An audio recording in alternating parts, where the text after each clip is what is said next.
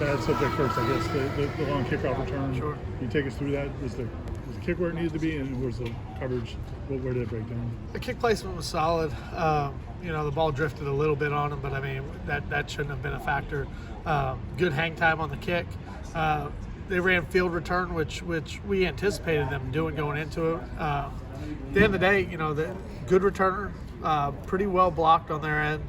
We had an opportunity to tackle it in a couple different spots. And like I said last week when we talked prior to the game, Shipley was the guy that you're concerned about from a kick return perspective. And just like with us, when we have Trey back there, we got a big back that breaks tackles. You got to get guys on the ground when you have your opportunity. We had our opportunity, we didn't get it done, and it was obviously a really negative way to start the half. I mean, for kickoff returns, it feels like sometimes your teams do, sometimes other teams do, to get something on you. Was that that kind of situation, or something you could have prevented? No, I mean, they're all preventable. It comes down to execution, and it comes down to tackling, and we gotta get stops. This year, our kickoff cover unit has been one of the best in the country. Obviously, not on that play. And one of the things that we continue to stress, as a program as a whole, is every play is its own play. Regardless of what you've done well or poorly in the past, the next play is its own play. So the 39 previous kickoffs didn't help us on that kickoff, and we didn't do a good enough job. And it's something that when we get back to it next week, and obviously we've already started this week in terms of practice, we got to reestablish the standard of what it's going to be and let that be an experience that we learn from, but one that we certainly don't repeat. Is it, do all 11 guys have to work in concert in terms of, like, if one guy gets out of position, does it affect everybody else? Yeah, I mean, everybody has an assignment and a run landmark on the field. Some guys are contained players, some guys are second level cover guys. So everybody does have a job to do, and it does affect the others when there is a breakdown. But there was less of a breakdown in terms of guys not doing their jobs, and more, like I said, of a good job on their part in terms of blocking it up. And then when we had opportunities to get on the ground, we didn't get on the ground. How close do you think Mike goes to breaking a punt return right now? We're pretty close. That's 4 games in a row. I feel like we've had explosive return opportunities. This last game, I mean, he's up to the punter. We don't have a hat or a blocker for the punter, and so it's just going to come down to it's close. I mean, it's you got sometimes you get in the open field. And, Mike is real close, and guys are doing a great job blocking for him. It's Micah's a really good returner, but I don't care who you are back there. If you don't have people doing a good job blocking, you don't have a chance. So I think that unit as a whole has been a spark for us, and I think the best is yet to come as we move forward. On defense, I'm not sure how you guys have done all season, but Saturday obviously got put in some tough situations. Got into a field goal in the last one, but a couple other times we're not able to. How have the guys responded so overall to this kind of sudden change kind of situation? We've been good at times.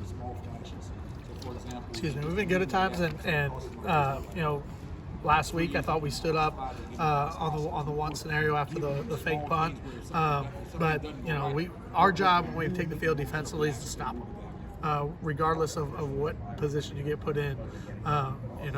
That is the responsibility, and it has to be the mindset.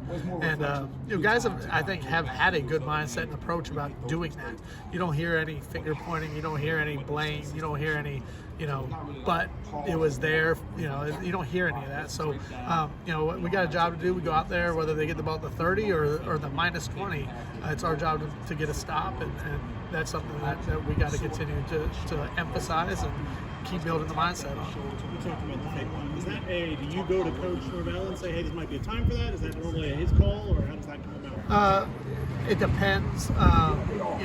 Most of those decisions are made prior to the game, in terms of, okay, here's the game plan. If this scenario presents itself and this is the look that we get, this is when we would want to run it.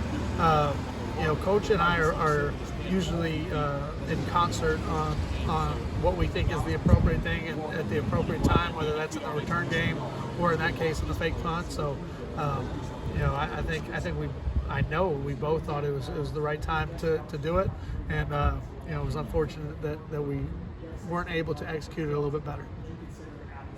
What have you thought about Dennis Briggs and his ability to flex inside and outside? Having a utility guy like that is critical, especially as you go through the year and you get some injuries. We were a little bit more thin interior-wise than we had been going into last week. Dennis was obviously a great candidate to be that swing guy, and it ended up playing that he focused most of his energy and effort throughout the course of the week into the game playing it inside. As we're getting more healthy, we're going to have to make those decisions going forward in terms of where exclusively we play him, or if we just continue to use him as a swing guy. But he's certainly valuable in terms of the different roles he can play. With Lovett's return and the emergence of some of the younger guys, does that give you guys more of a rotation to be able to play, to get guys, keep them fresher throughout the game? No question. I mean, one of the things that you want is depth, especially along the defensive line. We were able to build some depth through injury, get some young guys some playing experience that maybe they wouldn't have gotten otherwise. So we are going to be a deeper team going forward than at any other point in the season we've been, and that's going to be good for us because that will allow us to have a good rotation and to keep guys fresh. What else? And what other things in terms of Fabian's leadership? And it just seems like he's just a veteran presence. Like, what would that, if he's out there, what does that do for you guys? It's critical. I mean, he is a leader. He is the vocal leader, and you do miss his presence when it's not there. He does the best that he can, to lead without being out there. But there's a difference, when you're not in the fire and you're out on the field. So having him back just from that standpoint will certainly be beneficial.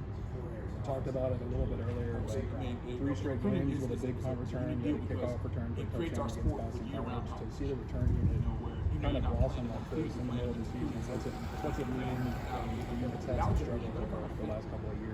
I think there's a lot of different things you could point to in terms of why things have started to be more productive. I think the guys, as time has gone on, have a much better feel for the fundamentals and technique that are related to it. We've been fortunate, knock on wood, to have really some consistency on those units, both of the return man, but also the guys blocking. Because really, a lot of times it's about the guys that are blocking. And on those units, we've stayed healthy and have had consistency. So, guys have gotten game experience, and every time when they go out there, they feel more confident and better about what they're doing. So I think the consistency, I think the understanding of the fundamentals, and the fact that I think we have real weapons in the return game at the returner spot are all things that have contributed to us being more explosive and better on those units. Coach Norvell and Coach Fuller both mentioned sometimes guys trying to make too big of a play instead of maybe doing their job, something like that. Does that just come with time and kind of growing pains of going through those experiences? Yeah, I think, for the most part, when those things happen, it's with the right intentions. You're trying to make something happen, but this is the ultimate team sport, and everybody has a job to do, and everyone's counted on to do their job, and whether it's to defend their gap or make their block or whatever the case might be. And when you have guys trying to do other people's jobs, certainly that can lead to breakdowns. And I think that comes with experience, and I think that comes with trust, and I think that comes with continuing to grow together. And because you guys know as well as anybody, we're not far away, but we need to close the gap on what needs to get done to win some of those games that we have in the last couple of weeks.